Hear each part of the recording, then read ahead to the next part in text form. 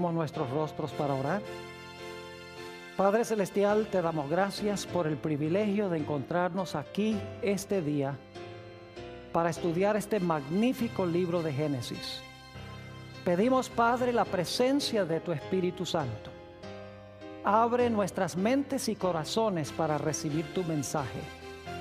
Y te damos gracias por escuchar nuestra oración, pues te lo pedimos en el precioso nombre de tu Hijo, Cristo Jesús. Amén. Quiero extenderle a todos los presentes un saludo muy cordial y una bienvenida a este seminario especial, Descubriendo los Misterios de Génesis. En nuestro tema de hoy vamos a analizar algunos aspectos introductorios sobre el libro de Génesis. Lo primero que quisiera decir es que la palabra Génesis significa comienzos u orígenes. Es decir, el libro de Génesis tiene que ver con los comienzos o con los orígenes. Examinando el libro nos damos cuenta que el libro nos habla de varios comienzos. Por ejemplo, nos habla del comienzo del cosmos, de la atmósfera, de las aguas, de la tierra, de lo que se llama el cosmos. Nos habla también del origen de la vida, el origen de las plantas, el origen de los animales, el origen del hombre, el origen de la mujer, el origen del pecado, el origen de la muerte, el origen de la redención o de la salvación, el origen de las naciones. El libro de Génesis hasta nos habla del origen del conflicto entre los árabes y los judíos. Es decir, el libro de Génesis nos presenta en toda su gloria los orígenes de la mayoría de las cosas que nosotros conocemos hoy en el planeta Tierra. Quiero decirles algo en cuanto a la cronología del libro de Génesis. El libro de Génesis relata los primeros 2500 años de la historia del planeta Tierra. Inclusive en Génesis hay algunos relatos que no se encuentran registrados en ningún otro lugar histórico.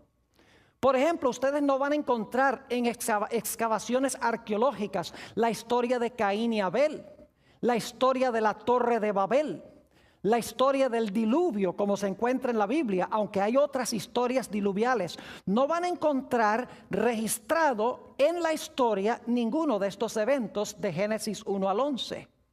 Es decir, el libro de Génesis nos presenta de una forma fidedigna, fiel, la historia del planeta Tierra durante sus primeros 2500 años.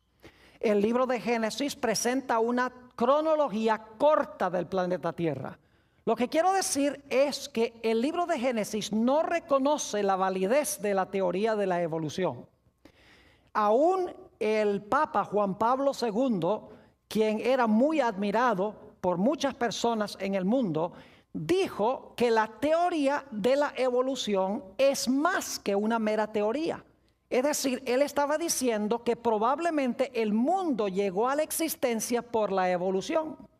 Pero el libro de Génesis desconoce la teoría de la evolución.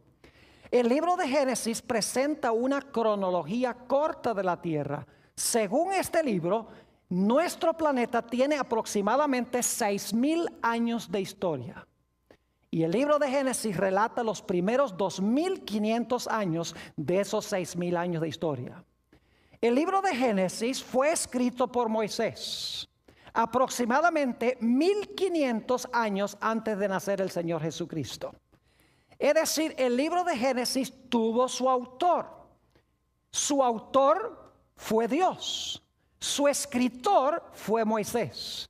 Y la razón por la cual recalco tanto este punto es porque hay muchos eruditos hoy que dicen que Moisés no fue el autor. Un poco más adelante en nuestro tema vamos a hablar sobre ese aspecto. El libro de Génesis es el semillero de la Biblia. Las ideas que encontramos en Génesis son seminales y se desarrollan a través del resto de la Biblia. Permítame ilustrar lo que quiero decir. Nosotros aquí en Fresno tenemos un parque nacional cerca que se llama el Parque Nacional Sequoia. Yo quiero preguntar, ¿cuántos de los presentes han visitado alguna vez el Parque Nacional Sequoia, donde se encuentran esos árboles tan gigantescos? Pues permítame decirles algo en cuanto a esos árboles sequoia. Hay algunos de ellos que tienen 3.200 años de edad. Algunos de ellos miden más de 300 pies de altura. Además de eso, hay árboles que pesan 2,7 millones de libras. Un solo árbol, apreciados amigos y hermanos. Pero lo interesante es que esos árboles sequoia, algunos de ellos con 3.200 años de edad, se originaron con una semilla que tiene el tamaño de una hojuela de avena. Es decir, ese árbol, por ejemplo, el general Sherman, que posiblemente algunos de ustedes han visitado, ese árbol se originó con una pequeña semilla. Es decir, el árbol se encontraba encerrado en la semilla. Lo único que faltaba era sembrar la semilla para que la semilla creciera y para que finalmente produjera el árbol que hoy vemos en ese parque nacional. Lo mismo podemos decir de Génesis. En Génesis tenemos las semillas. Esas semillas en el transcurso de la Biblia crecen y finalmente llegan a su mayor crecimiento y su mayor desarrollo en el libro de Apocalipsis.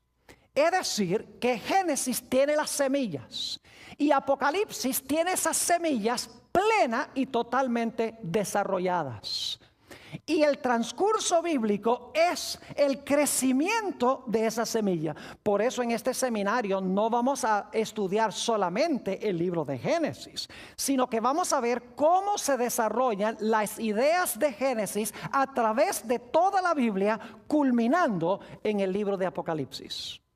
Permítame mencionarles un par de ejemplos para que entendamos este concepto de semilla, desarrollo y crecimiento de esa semilla o de esa idea.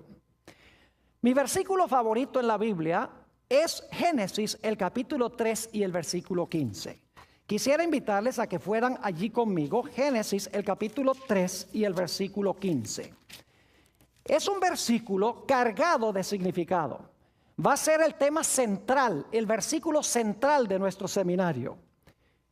Dice allí Dios hablándole a la serpiente, quien es Satanás, lo siguiente: y pondré enemistad entre ti y la mujer, es decir, entre la serpiente y la mujer, y entre tu simiente y la simiente suya.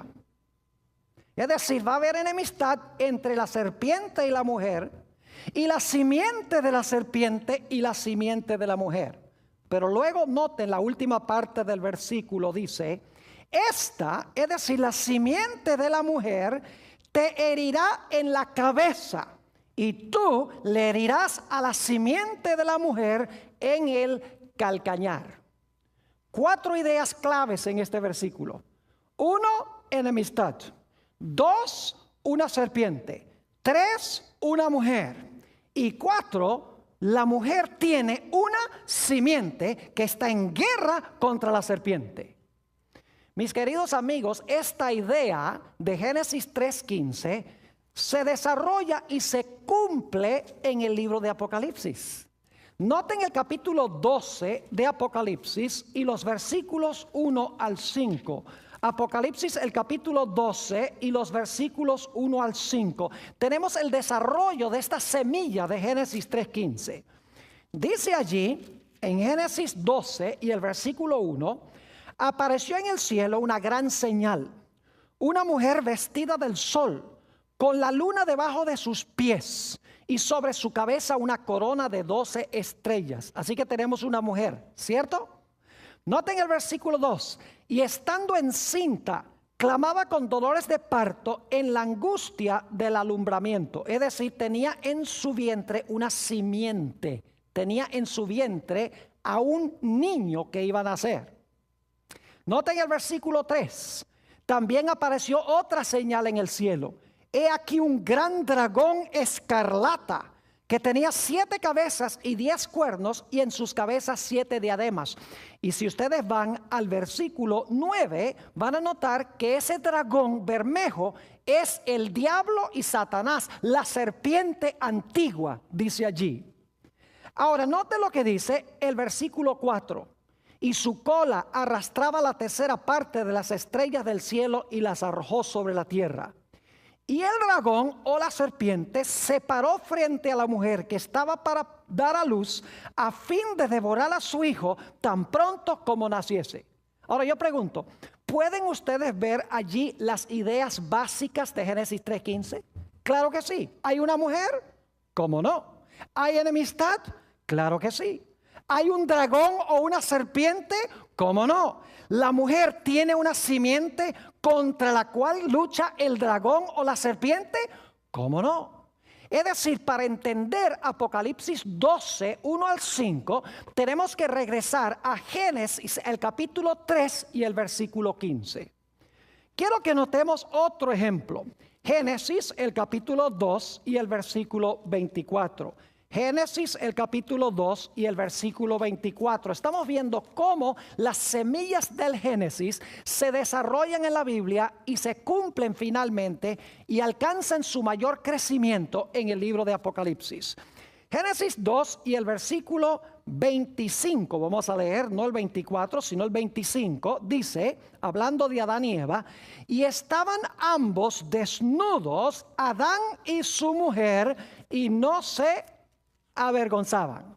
¿En qué condición estaban Adán y Eva cuando fueron creados por Dios? Estaban desnudos y no se avergonzaban. Ahora necesito hacerles una explicación que vamos a estudiar con más detenimiento más adelante en este seminario. Adán y Eva estaban desnudos en lo que respecta a vestiduras artificiales hechas por seres humanos.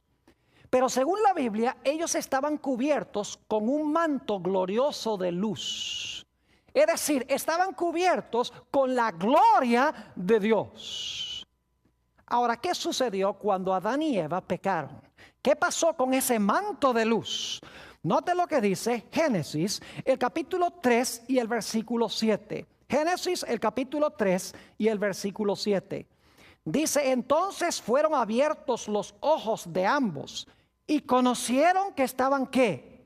Desnudos. Entonces cosieron hojas de higuera y se hicieron delantales. Fíjense que el manto de luz se fue y ahora se dieron cuenta que estaban, ¿qué? Desnudos. En su estado de inocencia, en su estado de pureza y de justicia, estaban vestidos con el manto de luz. Cuando pecan, el manto de luz se va y se dan cuenta que están desnudos. ¿Qué trataron de hacer Adán y Eva para cubrir su desnudez? Dice la última parte del versículo 7, y se hicieron delantales y se pusieron esos delantales de hojas de ¿qué? Hojas de higuera. Es decir, se taparon la vergüenza de su desnudez con hojas de higuera. Pero ¿saben que aún después de eso se sentían desnudos? Porque en el versículo 10 Dios viene buscando a Adán y Eva, le dice, ¿dónde están? Y Adán dice, tuvimos miedo porque estábamos desnudos, pero ya no estaban desnudos porque tenían las hojas de higuera. Obviamente su desnudez no era desnudez física, no tenían el manto glorioso de luz. Pero quiero que noten cómo cubrió Dios la vergüenza de su desnudez. El versículo 21, y esto lo vamos a estudiar en nuestro próximo tema más detenidamente. Dice, y Jehová Dios hizo al hombre y a su mujer túnicas de ¿qué? Túnicas de pieles y los vistió. Ahora fíjense las ideas que tenemos aquí. Tenemos la idea de vestiduras. Tenemos la idea de vergüenza. Tenemos la idea de desnudez. Ahora yo quiero que vayamos a Apocalipsis, el capítulo 16 y el versículo 15. Y ustedes me van a decir si Apocalipsis 16, 15 guarda alguna relación con lo que acabamos de estudiar de Génesis 2 y el versículo 24 y también el capítulo 3 y el versículo 7 y 21. Note lo que dice la Biblia en Apocalipsis el capítulo 16 y el versículo 15. Está hablando aquí de la batalla de Armagedón y fíjense las ideas que contiene. Dice en Apocalipsis 16 y el versículo 15, hablando Jesús: he aquí, yo vengo como ladrón. Ahora escuchen bien. Bienaventurado el que vela y guarda sus ¿qué? Sus ropas, para que no ande desnudo y vean su vergüenza. Yo pregunto, ¿tiene alguna relación ese versículo con los versículos que leímos de Génesis? Claro que sí, porque habla de ropas, habla de desnudo y habla de vergüenza. No podemos entender este versículo de Apocalipsis 16:15 sin empezar en Génesis, a donde se encuentran esas ideas. Y vamos a tener en este seminario un tema completo sobre Apocalipsis 16:15, sobre la gran batalla de Armagedón. Estos son solamente dos ejemplos de cómo las semillas del Génesis se desarrollan a través de la Biblia y culminan su crecimiento en el libro de Apocalipsis. Ahora, una pregunta que siempre surge cuando se estudia el libro de Génesis es esta: ¿el libro de Génesis es historia o el libro de Génesis es mito y leyenda? Yo quiero decirles que no tengo duda alguna de que el libro de Génesis, las historias que se encuentran relatadas allí, sucedieron exactamente como se hayan registradas en el libro. Ahora, yo quisiera decirles que los autores del Nuevo Testamento todos creían que las historias de Génesis son literales. Jesús, el apóstol Pedro, Mateo, Marcos, Lucas, Juan, San Judas y los otros autores del Nuevo Testamento, todos entendieron que estas historias de Génesis eran literales, que sucedieron exactamente como dice la Biblia.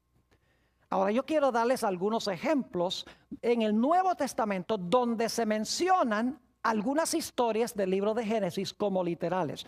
Porque hay muchos eruditos, inclusive teólogos hoy en día, que dicen: no, las historias del Génesis son mitos o son leyendas, son historias que enseñan una gran lección moral, pero nunca se realizaron en la historia. Yo quiero decirles que las personas que enseñan eso están diciendo que no creen a Jesús, ni creen al apóstol San Pablo, ni creen en el apóstol San Juan, ni creen en San Mateo, ni en ninguno de estos, porque todos estos autores creían que estas historias de Génesis son literales. Noten, por ejemplo, Mateo el capítulo 19, Mateo 19 y los versículos 4 al 6. Mateo 19 y los versículos 4 al 6. Yo pregunto, ¿creen ustedes que Jesús creía que Adán y Eva fueron personas históricas, literales? ¿Creen ustedes que fue Dios el que hizo el matrimonio al comienzo? Jesús lo creía así. Note lo que dice Mateo 19 y el versículo 4. Él respondiendo les dijo: ¿no habéis leído que el que los hizo al principio, varón y hembra los hizo? Y dijo: por esto dejará padre y madre el hombre y se unirá a su mujer, y los dos serán una sola carne. Así que no son ya más dos, sino una sola carne. Por tanto, lo que Dios juntó, no lo separa el hombre. Yo pregunto, ¿Jesús creía que Adán y Eva eran personajes históricos literales? Claro que sí. ¿Creía Jesús que el primer matrimonio fue literal entre Adán y Eva? ¿Cómo no? Así que si usted dice que no, usted está poniendo en tela de juicio ¿a quién? Las palabras de Jesús. Usted está contrariando lo que creía Jesús. Ahora vamos a notar algunas otras historias de Génesis. Por ejemplo, tenemos una semana de 7 días, ¿verdad? ¿Se han preguntado alguna vez por qué tenemos una semana de 7 días? ¿Por qué no tiene 10? ¿Por qué no tiene 5? ¿Por qué no tiene 3? ¿Por qué la semana tiene 7? Porque en el libro de Génesis nos dice que Jehová creó el mundo en 6 días y reposó, ¿qué cosa? El séptimo día. ¿Saben ustedes que el Señor Jesucristo creía que ese séptimo día era bien literal, de 24 horas? Porque en San Marcos 2:27 el Señor Jesucristo declaró: el sábado fue hecho por causa del hombre y no el hombre por causa del sábado. El Señor Jesucristo creyó en el sábado. Dijo que el sábado fue creado originalmente. Es decir, Jesús creía que nuestra semana viene de la semana literal al comienzo de la historia. En Lucas 3 encontramos otro ejemplo interesante. No voy a buscarlo en la Biblia, se los voy a explicar. Tenemos en Lucas 3 la genealogía de Jesús. ¿Sabe lo que es una genealogía? Son la lista de los antecesores de Jesús. Y es interesante, se menciona comenzando con José, el padre de Jesús, y el relato va hacia atrás y termina allá con Adán. Ahora yo pregunto, ¿creen ustedes que Jesús fue un personaje histórico literal? ¿Creen que Jesús fue un personaje histórico que vivió dentro del curso de la historia? Claro que sí, nadie lo negaría. Pero entonces yo pregunto, si Jesús, quien se menciona al comienzo de la genealogía de Lucas 3, es un personaje histórico, y se menciona toda la lista de sus antecesores, yo pregunto, ¿el último que se menciona en la lista, Adán, también tiene que ser un personaje histórico? Claro que sí. Usted no puede decir que Jesús, el último que se menciona en la lista, es un personaje histórico, pero Adán en realidad no fue un personaje histórico. Porque todos los personajes en la genealogía de Jesús fueron personas reales que vivieron dentro del espacio y dentro del tiempo. Otro relato que Jesús aceptó como literal, que hoy los científicos dicen eso, nunca hubo un diluvio universal. ¿Qué va? Eso no pasó, dicen muchos científicos, historiadores, aún teólogos y ministros. Yo pregunto, ¿Jesús creyó que el diluvio fue literal, que pasó históricamente? Claro que sí.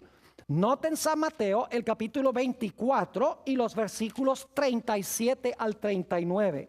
Mateo 24 y el versículo 37 al 39. Palabras de Jesús. Dice, mas como en los días de Noé, así será la venida del Hijo del Hombre. Yo pregunto, ¿la segunda venida de Jesús va a ser un evento histórico, literal? ¿Va a pasar así como lo dice la Biblia? Claro que sí. Jesús dice, como fue en los días de Noé, así va a ser en su venida. Así que si el diluvio fue histórico, su venida también va a ser un evento histórico.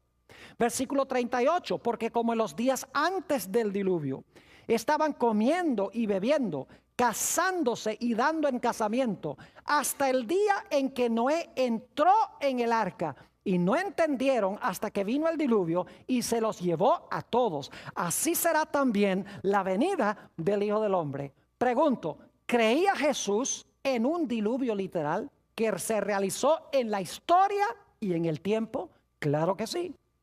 Ahora, ¿qué de Caín y Abel?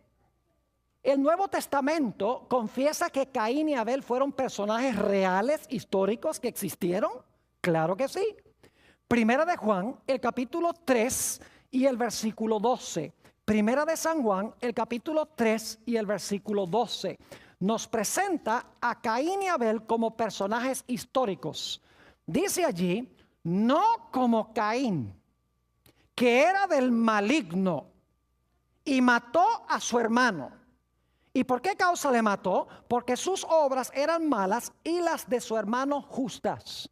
Pregunto, ¿creía el apóstol San Juan que Caín y Abel fueron personajes reales que vivieron dentro del curso de la historia? Claro que sí. Así que si usted dice que no, usted está poniendo en tela de juicio lo que dice Juan, lo que dice Jesús. ¿Saben ustedes que el Nuevo Testamento también nos dice que Enoc fue un personaje real, histórico? Ese individuo que vivió una vida tan santa que la Biblia dice que ni siquiera murió en el planeta Tierra. Dios se lo llevó. Note lo que dice Hebreos el capítulo 11 y el versículo 5. Hebreos el capítulo 11 y el versículo 5 sobre este personaje Enoc. Fue un personaje literal, real, histórico. Dice en el versículo 5, por la fe Enoc fue traspuesto para no ver muerte y no fue hallado, porque lo traspuso Dios. Y antes que fuese traspuesto, tuvo testimonio de haber agradado a Dios. Ahora, yo creo que el apóstol San Pablo escribió el libro de los Hebreos. Yo pregunto, ¿el apóstol San Pablo creía que Enoc fue un personaje literal, histórico, real, tal cual lo relata el libro de Génesis? Obviamente que sí. Ahora, algunos dicen Sodoma y Gomorra nunca existieron. Algunos científicos, algunos geólogos, algunos historiadores, inclusive ministros, dicen esa historia de Sodoma y Gomorra es una historia imaginaria para enseñarle a la gente que se porte bien. Ahora yo pregunto, ¿creía Jesús que las ciudades de Sodoma y Gomorra existieron y fueron destruidas por fuego? Claro que sí. Note lo que dice San Lucas 17 y el versículo 28. San Lucas el capítulo 17 y el versículo 28. Dice aquí, asimismo como sucedió en los días de Lot. ¿Creía Jesús que Lot fue un personaje histórico? ¿Literal? Claro que sí. Comían, bebían, compraban, vendían, plantaban, edificaban. Mas el día en que Lot salió de Sodoma, llovió del cielo fuego y azufre y los destruyó a todos. Así será el día en que el Hijo del Hombre se manifieste. Fíjense que las historias del libro de Génesis ocurrieron tal cual lo relata el libro de Génesis. El testimonio de los autores del Nuevo Testamento corrobora que estas cosas pasaron exactamente como lo dice la Biblia. Ahora, algunos de ustedes estarán preguntando por qué el pastor Bor enfatiza y recalca tanto este punto. Quiero decirles que desde la época que se conoce como la Edad de la Razón, que comenzó en la segunda mitad del siglo XVIII, los filósofos, los científicos, los historiadores y aún los teólogos empezaron a enseñar que las historias de Génesis en realidad no son historias que se realizaron como lo dice el libro de Génesis, sino que son mitos y leyendas. Es más, la mayoría de los eruditos comenzaron a enseñar de que el libro de Génesis ni siquiera fue escrito por Moisés 1500 años antes de Cristo. Empezaron a enseñar que el libro de Génesis es producto de muchos diferentes autores. Cada uno escribió una historia y luego vino un redactor y juntó todas esas historias en el libro que hoy conocemos como el libro de Génesis. Cuando yo estudiaba en el seminario, una vez estaba haciendo una investigación y conseguí una Biblia que se llama la Biblia Arco Iris. Y es interesante en esa Biblia Arco Iris leer el libro de Génesis y ver que por cada color que se da en el libro de Génesis, según los que prepararon esa Biblia, eso lo escribió un autor diferente. Y el libro de Génesis está marcado en múltiples colores, porque según ellos, el libro de Génesis tuvo múltiples autores. La Biblia enseña que Génesis fue escrito por Moisés. El libro de Génesis fue escrito por Moisés, aproximadamente 1500 años antes de Cristo, y el libro relata historias reales. Posiblemente sea sorpresivo para muchos de ustedes saber que hoy en día hay muchos ministros, y no son unos pocos, son muchos ministros y pastores y sacerdotes que no creen que el libro de Génesis es histórico. Hace unos años fui a la Universidad de Andrews, donde yo me gradué del seminario, para presentar una serie de temas en una iglesia allí. Y durante el día, como no tenía nada que hacer, decidí disfrutar la maravillosa biblioteca que tiene centenares de volúmenes. Se vuelve uno loco allí con todo el material que hay. Pero me puse a investigar el libro de Génesis, específicamente Génesis 3:15. ¿Y sabe lo que descubrí? Que la mayoría de los comentarios bíblicos no creían que el libro de Génesis es literal. Comentarios escritos por teólogos y por ministros y por sacerdotes. Por ejemplo, un comentario decía, esa historia de Eva y la serpiente la inventó alguien para explicar por qué la gente le tiene miedo a las culebras. Otro comentario decía, la razón por la cual se escribió la historia de Caín y Abel es para explicar el origen de las peleas que existen entre hermanos y hermanos, o hermanos y hermanas. Otro comentario decía, la historia de la Torre de Babel se escribió para explicar de dónde vienen todos los idiomas, pero eso no pasó históricamente. Es decir, todas las historias, según estos eruditos, fueron escritos para explicar cosas que existen hoy en día, pero estas historias no se realizaron tal como lo relata el libro de Génesis. Yo quiero decirles que yo prefiero creerle a Jesús, a Pablo, a Pedro, a Mateo, a Marcos, a Lucas y a Juan, que creerle a cualquier erudito moderno que no acepta la historicidad del libro de Génesis. Ahora quiero decirles también que el libro de Génesis tiene mucho que decir en cuanto a las disciplinas que se estudian en las universidades de hoy. Las grandes disciplinas, hay departamentos de sociología, hay departamentos de historia, hay departamentos de botánica, hay departamentos de biología, hay departamentos de teología. El libro de Génesis tiene algo que decir en cuanto a todas estas disciplinas que se estudian hoy en las universidades. Permítame mencionarles algunas. La teología. El libro de Génesis comienza diciendo, en el principio creó Dios los cielos y la tierra. Es una declaración teológica. Es decir, el mundo debe su origen a Dios. El libro de Génesis tiene mucho que decir de cosmología, es decir, cómo apareció la atmósfera, porque hay aguas abajo y aguas arriba, porque hay aguas debajo de la tierra, de dónde apareció la tierra seca. Es decir, el libro de Génesis tiene mucho que decir, por ejemplo, en el capítulo 1 y el versículo 6 al 8, sobre el origen del cosmos. El libro de Génesis tiene mucho que decir en cuanto al origen de la cronología, es decir, del tiempo. Después de cada día de la creación dice, y fue la tarde y la mañana del día primero, fue la tarde y la mañana del día segundo. Y si leen un poquito más adelante, por ejemplo en Génesis 1 y el versículo 14, dice que Dios hizo el sol para gobernar el día, hizo la luna para gobernar la noche, también hizo las estrellas para gobernar los meses y las estaciones del año. Es decir, el libro de Génesis nos habla del origen de la cronología. El libro de Génesis en el capítulo 1 y los versículos 9 y 10 nos dice mucho sobre la geografía. ¿Dónde y cuándo se originó la tierra seca?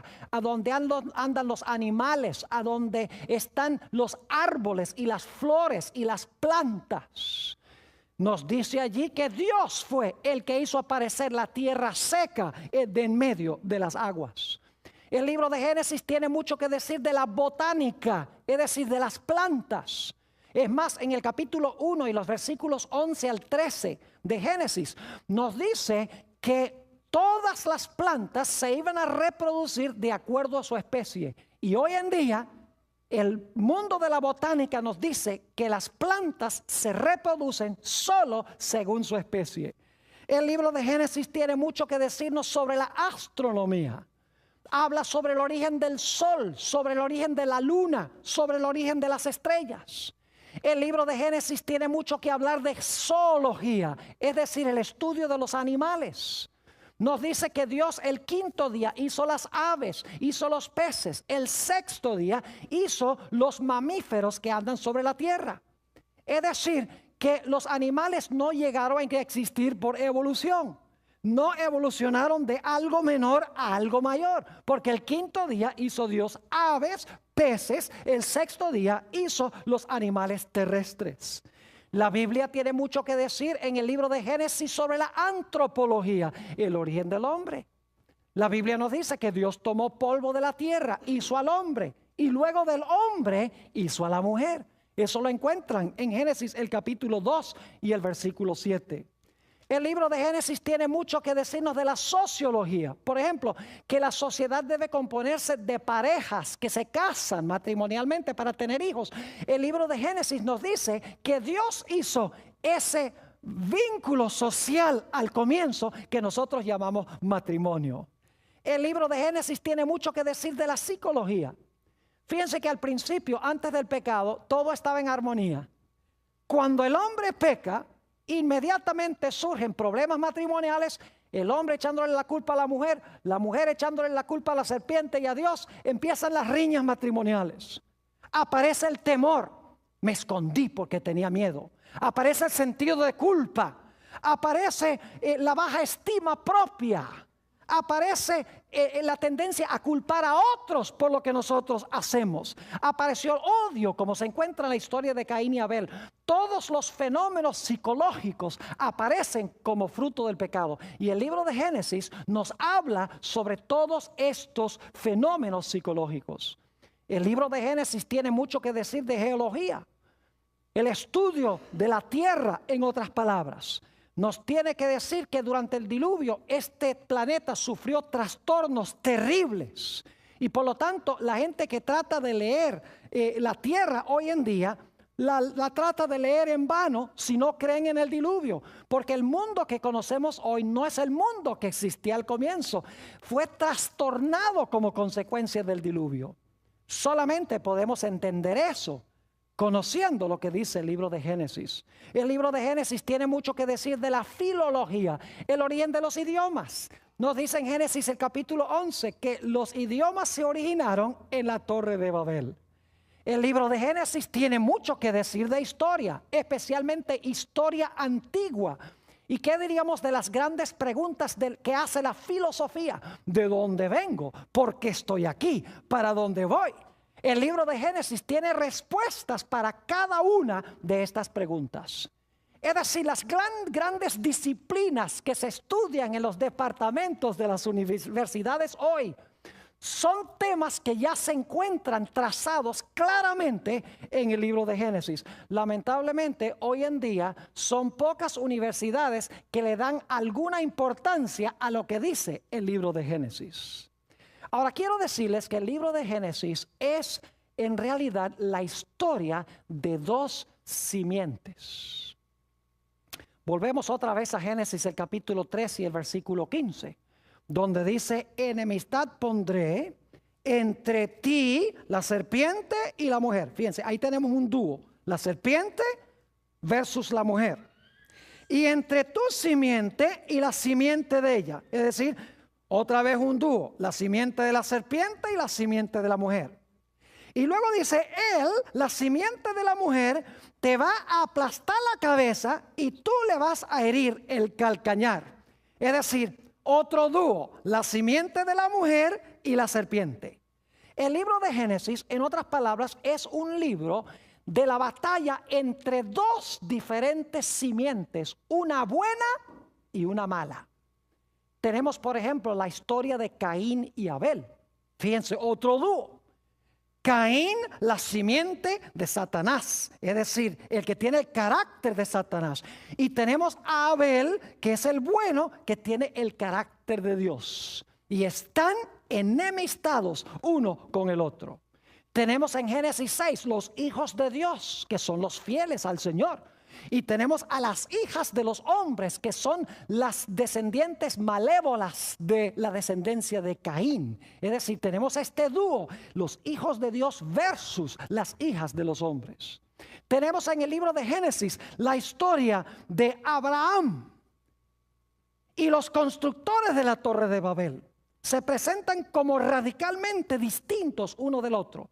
Es más, vamos a encontrar en uno de los temas que vamos a estudiar que Abraham se encontraba viviendo a donde vivían los que construyeron la Torre de Babel.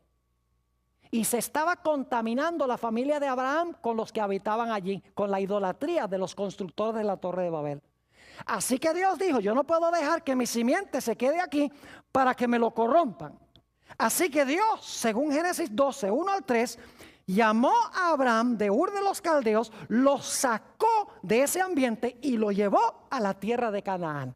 Abraham y los constructores de la Torre de Babel, dos simientes opuestas. Luego tenemos Isaac e Ismael. Isaac, la simiente mala, Isaac, la simiente buena, Ismael, la simiente mala. Y nuevamente la idea de enemistad. Ismael odiando y tratando de destruir a Isaac, según dice en Gálatas el capítulo 4. Y luego tenemos la historia de Jacob y Esaú. Fíjense, otro dúo en el libro de Génesis. Esaú, el malo, que vendió su primogenitura, y Jacob, el bueno, el que recibió la primogenitura.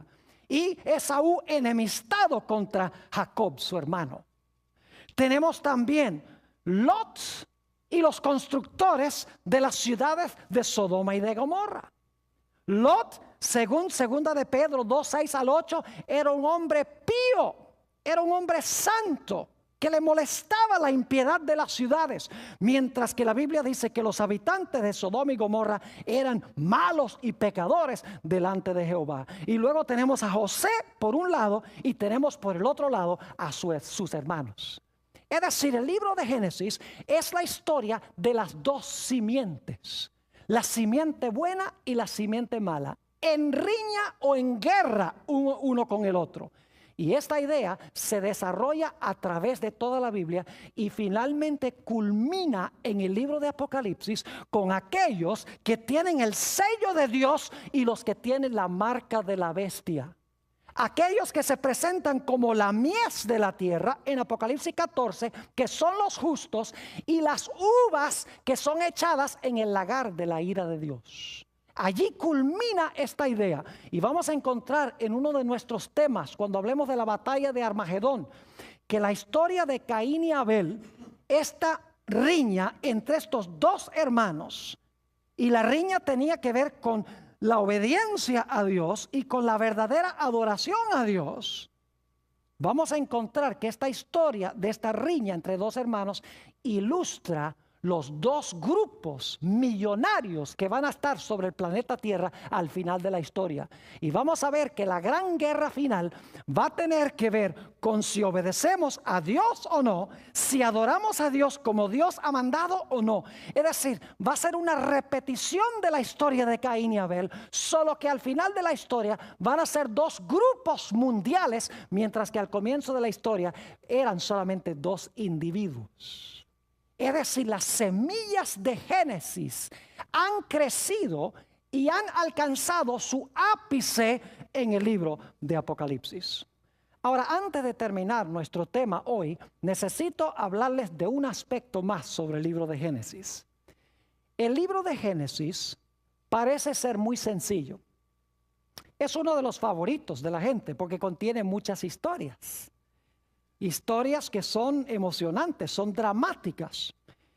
Y muchos han cometido el error de pensar que el libro de Génesis es sencillamente una colección de historias que se realizaron hace aproximadamente unos 2.500, 3.000 años. Pero el libro de Génesis tiene una dimensión oculta. El libro de Génesis tiene una dimensión que pocos eruditos han descubierto. Y es que las historias de Génesis no son solamente historias, sino que son profecías. Cada historia del libro de Génesis se realizó históricamente, no me entiendan mal. Pero esa historia en realidad es una profecía.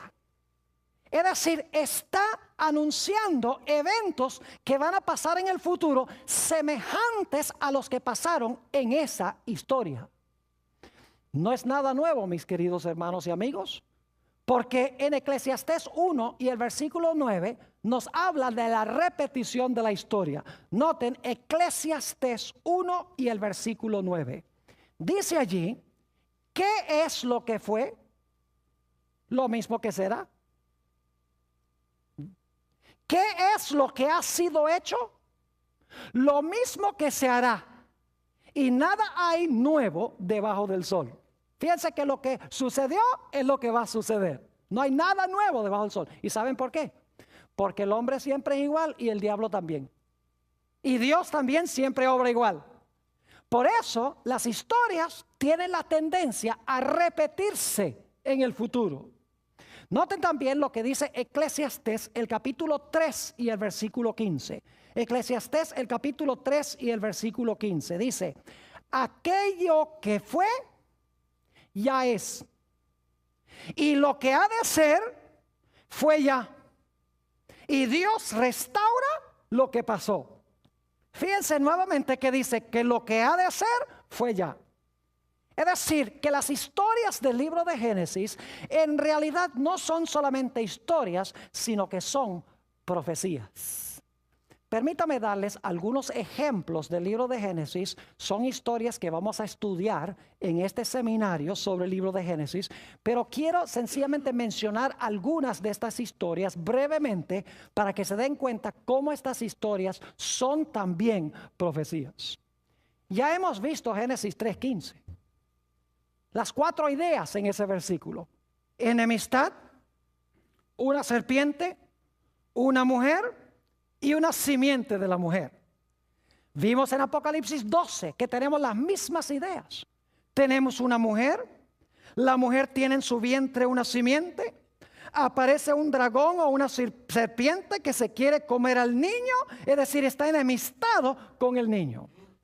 Es decir, que Génesis 3:15 no es solamente algo que Dios le habló a la serpiente en el huerto del Edén, sino que es un versículo que conlleva una dimensión profética o futura que se iba a cumplir cuando naciera Jesús de la Virgen María.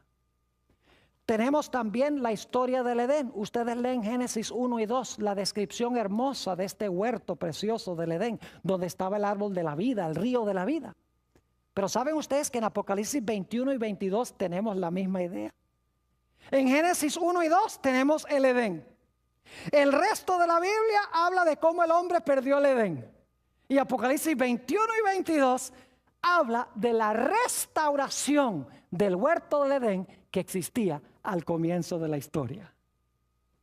En Génesis 1 y el versículo 2 nos habla de la condición de la tierra antes de la creación. Dice: la tierra estaba desordenada y estaba vacía, y había tinieblas sobre la haz del abismo. Piensen las palabras: abismo, tinieblas, desordenada, vacía. ¿Saben ustedes que la Biblia dice que la tierra va a volver a esa condición otra vez? Se usan las mismas palabras para hablar de lo que va a pasar en el futuro. En Jeremías, el capítulo 4, dice Jeremías, cuando ve la segunda venida de Jesús, dice: miré la tierra y estaba desordenada y vacía, y miré los cielos y no había en ellos luz. Es decir, que lo que sucedió al comienzo sucederá al final. Como la tierra estaba desordenada y vacía en tinieblas antes de la creación, cuando Jesús venga y también en consecuencia de las plagas, la tierra regresará a esa condición antes que Dios haga un cielo nuevo y una tierra nueva. Ya les mencioné la historia de Caín y Abel. Es una historia profética. No solamente pasó con dos personajes en cierta ocasión en el pasado, sino que ilustra lo que va a pasar al final de la historia.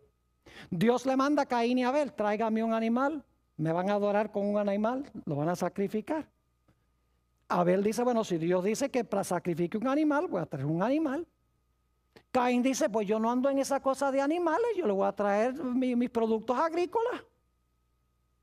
Es decir, Abel obedeció a Dios y adoró a Dios como Dios mandó.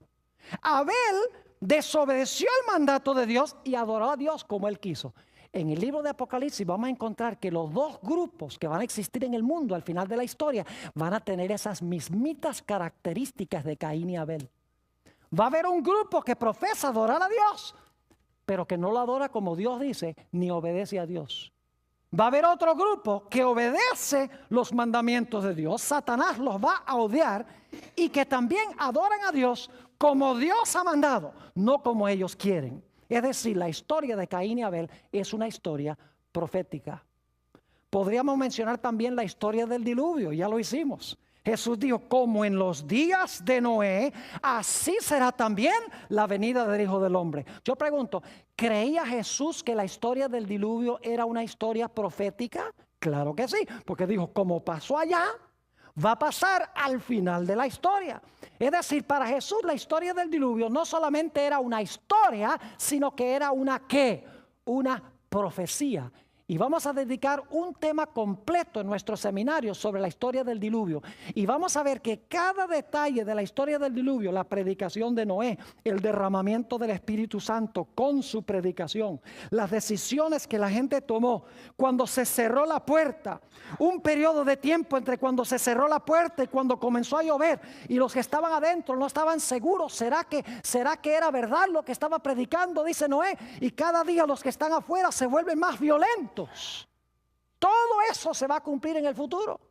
Va a haber predicación poderosa acompañada del Espíritu Santo. La raza humana se va a dividir en dos grupos. Se va a cerrar la puerta de la gracia para el mundo.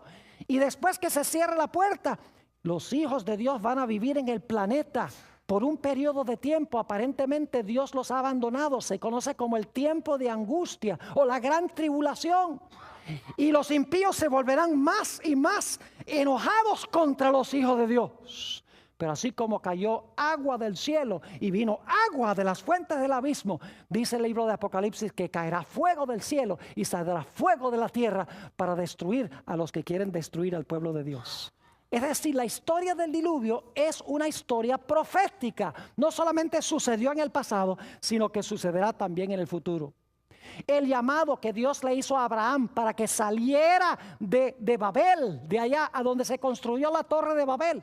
En Apocalipsis encontramos el cumplimiento de eso. Porque Dios al final de la historia dice a su pueblo que está en Babilonia, en Apocalipsis 18:4 dice: salid de ella, pueblo mío, para que no seáis partícipes de sus pecados. Lo que pasó con Abraham históricamente va a pasar con el pueblo de Dios al final de la historia. La confusión y la caída de Babilonia en la torre de Babel se va a repetir en el libro de Apocalipsis. Así como cayó la cima de esa torre, así como la gente quedó confundida. En Apocalipsis 14:8 y el 18:1 al 3 dice: ha caído Babilonia. Usted no puede entender la caída de Babilonia al final de la historia, al menos que haya entendido la primera caída de Babilonia en la torre de Babel.